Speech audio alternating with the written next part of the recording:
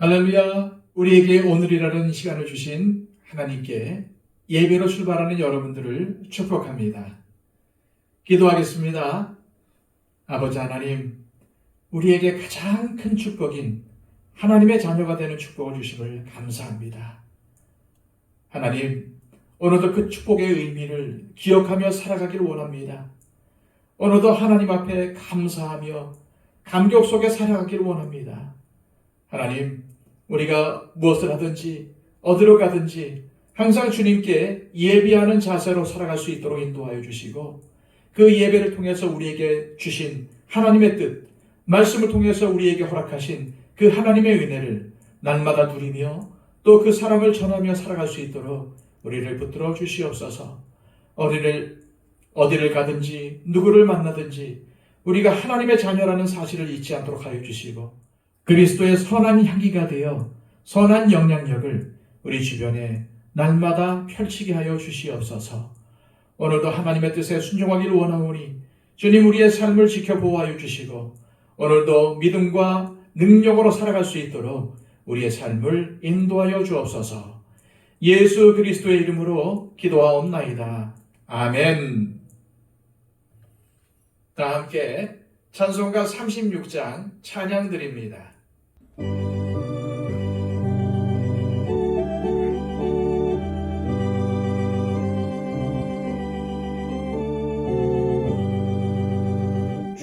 예수 이름 높이어 다 찬양하여라. 은멸유관을 들여서 만유의 주 찬양. 은멸유관을 들여서 만유의 주 찬양. 주 예수 당한 고난을 못 잊을 죄인아, 내 귀한 몸에 바쳐서 만유의 주 찬양. 내 귀한 몸에 바쳐서 만유의 주 찬양. 이 지구 위에 거하는 온 세상 사람들, 그 크신 위엄 높여서 만유의 주 찬양. 그 크신 위엄 높여서 만유의 주 찬양. 주 믿는 성도 다 함께 주 앞에 엎드려 무궁한 노래 불러서 만유의 주 찬양. 무궁한 노래 불러서 만유의 주 찬양. 아멘.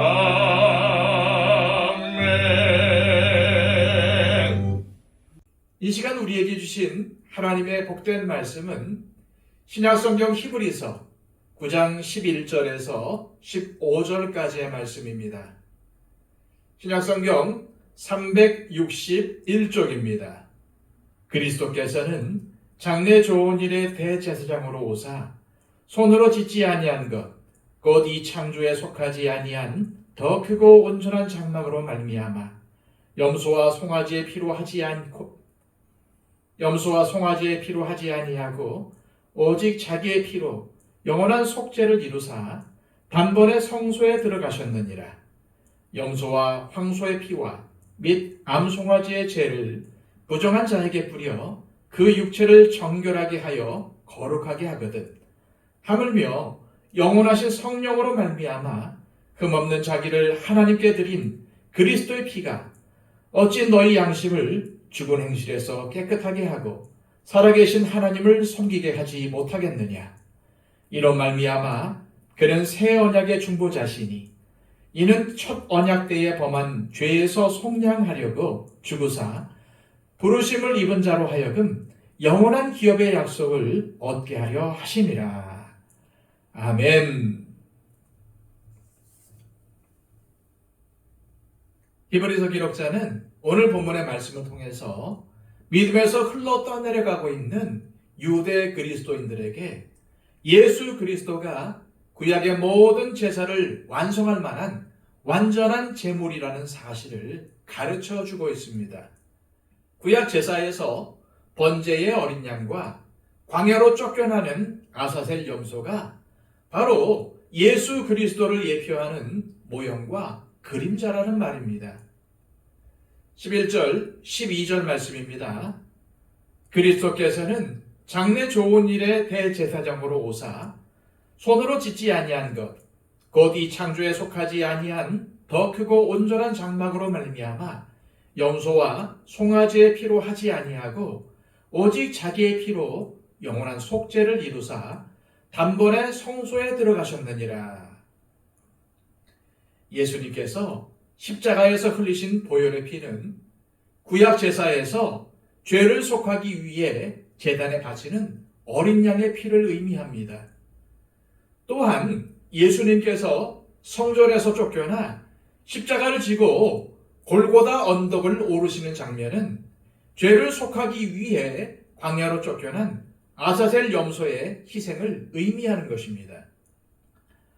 오늘 본문 11절에서 히브리서 기록자는 예수 그리스도께서 장래 좋은 일의 대제사장으로 오셔서 즉 옛 언약인 율법이 제공하지 못하는 완전한 속죄와 하나님께 자유롭게 나아가게 해주는 새 언약의 중보자로 오셔서 손으로 짓지 아니한 즉 하나님 나라의 더 크고 온전한 장막에서 자기의 피로 영원한 속죄를 이루셨다고 선포하고 있습니다. 예수님은 사람의 손으로 지은 예루살렘 성전이 사람의 손으로 짓지 아니한 성전으로 대치될 것에 대해서 이미 말씀하셨습니다. 예수님께서 이 성전을 헐라 내가 사흘 만에 다시 짓겠다 라고 하신 것은 건물 성전을 의미하는 것이 아니라 사람 성전, 즉 성령님께서 믿는 자 안에 내주하셔서 믿는 자가 성령님께서 거하시는 성전으로 살게 되는 그 시대를 말씀하신 것입니다. 이러한 사실을 깨달은 스데반 집사는 유대인들 앞에서 지극히 높으신 이는 손으로 지은 곳에 계시지 아니하나니 하늘은 나의 보좌요 땅은 나의 발등상이나 너희가 나를 위하여 무슨 집을 짓겠으며 나의 안식할 처소가 어디냐 라고 설교했다가 신성모독으로 돌에 맞아 순교하게 되었던 것입니다. 바울사도 역시도 이러한 사실을 깨닫고는 사도행전 17장 24절에서 25절까지의 말씀에서 이렇게 선포했습니다. 우주와 그 가운데 있는 만물을 지으신 하나님께서는 천지의 주제시니 손으로 지은 전에 계시지 아니하시고 또 무엇이 부족한 것처럼 사람의 손으로 섬김을 받으시는 것이 아니니 이는 만민에게 생명과 호흡과 만물을 친히 주시는 이심이라. 그렇습니다. 하나님은 사람이 지은 성전 건물에만 계시지 않습니다. 그래서 장래의 좋은 일의 대제사장이신 예수님은 더 크고 온전한 성소에서 염소와 송아지의 피가 아닌 자신의 피로써 영원한 속죄의 제사를 하나님께 드린 것입니다. 우리는 이러한 사실에 대해서 감사하고 또 감격해야 합니다. 그렇구나 하며 무미건조하게 넘어가서는 안 됩니다. 왜 그렇습니까? 하나님은 구약의 백성들을 향해서는 자신들의 죄를 대신해서 피 흘려 죽는 어린 양을 바라보면서 스스로 괴롭게 하라고 말씀하셨습니다. 그래서 구약의 백성들은 자기의 죄 때문에 피 흘려 죽는 어린 양, 저주를 받아 광야로 쫓겨나는 어린 염소를 보면서 자신이 지은 죄를 아파하는 마음, 회개하는 마음을 가지고 금식하고 수염도 깎지 않고 쾌락을 금하면서 안식일 중에 안식일이었던 대속죄일을 보내야만 했던 것입니다. 그런데 이 어린 양의 피는 매년 반복적으로 뿌려져야 했습니다.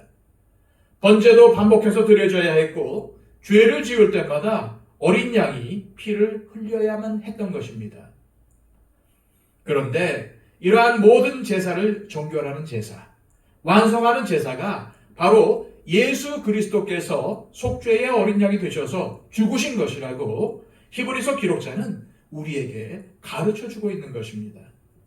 그러면서 히브리서의 기록자는 이렇게 말합니다. 13, 14절입니다. 염소와 황소의 피와 및 송아지의 죄를 부정한 자에게 뿌려 그 육체를 정결하게 하여 거룩하게 하거든. 하물며 영원하신 성령으로 말미암아 흠없는 자기를 하나님께 드린 그리스도의 피가 어찌 너희 양심을 죽은 행실에서 깨끗하게 하고 살아계신 하나님을 섬기게 하지 못하겠느냐. 구약의 제사에서 뿌려진 어린 양의 피가 효력이 아주 없지는 않았습니다. 비록 그것이 매년 행해야 하는 것이었지만 그 의식을 통해서 구약의 백성들은 1년짜리 성결을 얻었습니다. 그래서 히브리서 기록자는 14절에 하물며 라는 말을 사용한 것입니다. 다시 말해서 구약의 그 반복되는 제사도 죄로부터의 성결을 가져다 주었는데 온전한 제물이 되신 예수 그리스도의 피가 어찌 우리의 양심, 곧 마음속을 깨끗하게 하지 못하고 죽은 행실에서 깨끗하게 하여 하나님의 자녀답게 살도록 하지 못하겠느냐는 것입니다. 그래서 히브리서 기록자는 이렇게 선포합니다. 15절입니다. 이로 말미암아 그는 새 언약의 중보자시니 이는 첫 언약 때에 범한 죄에서 속량하려고 죽으사 부르심을 입은 자로 하여금 영원한 기업의 약속을 얻게 하려 하심이라. 히브리서 기록자는 예수님이 새 언약의 중보자가 되신 이유를 이렇게 설명하고 있습니다. 예수님이 새 언약의 중보자가 되신 것은 첫 언약, 즉 불완전한 율법이 가진 한계, 즉 계속해서 죄를 짓고 어린 양의 피를 흘려야만 했던 어리석고 연약한 인간들의 죄를 완전히 속량하시려고 그렇게 하셨다는 것입니다. 속량이라는 말은 노예로 팔린 사람을 돈을 지불하고 자유인으로 해방시켜준다는 의미입니다. 예수님은 죄의 노예가 된 우리를 죄에서 해방시키기 위해 자신을 값으로 지불하셨습니다. 그것이 바로 십자가 사건입니다. 구약 제사에 피 흘려 죽은 어린 양처럼 예수 그리스도께서 저와 여러분들을 위해 십자가에서 피 흘려 죽으신 것입니다. 왜 그렇게 하신 것입니까? 부르심을 입은 사람들에게 영원한 기업에 대한 약속을 얻게 하시기 위해서였습니다. 그렇다면 부르심을 입은 사람이 누굽니까? 바로 저와 여러분들입니다. 하나님께서 택하신 사람들입니다. 이 부르심을 우리는 하나님의 소명이라고 부릅니다. 이 소명은 하나님이 당신의 자녀 삼으시기 위해서 부르시는 소명입니다. 이를 내적 소명 또는 1차적 소명이라고 부릅니다. 이 소명이 있어야 중생하게 되고 이 소명이 있어야 하나님의 자녀가 되는 권세를 누릴 수가 있습니다. 따라서 이러한 하나님의 부르심은 그 자체로 은혜입니다. 저와 여러분을 포함한 그 누구도 이러한 하나님의 부르심이 없이는 예수님을 구주로 영접할 수가 없습니다. 바로 이 소명이 우리를 하나님의 백성, 하나님의 자녀가 되게 하는 것입니다. 히브리서 기록자는 바로 이 소명을 죽은 행실에서 그 양심을 깨끗하게 한다고 표현한 것입니다. 그러므로 구원은 느낌이 아닙니다. 우리 주님 예수님께서 십자가와 부활을 통해 이루신 영원한 기업의 약속을 믿고 이 땅에서 하나님께서 우리에게 부탁하신 선한 일을 하며 힘들고 어려워도 주님과 함께 동행하며 주신 구원을 이루는 것입니다. 그리고 무엇보다 영원한 기업의 약속을 얻을 수 있는 사람은 하나님의 부르심에 순종하여 예수님에게 영혼의 닻을 내리고 인생을 건 사람들입니다.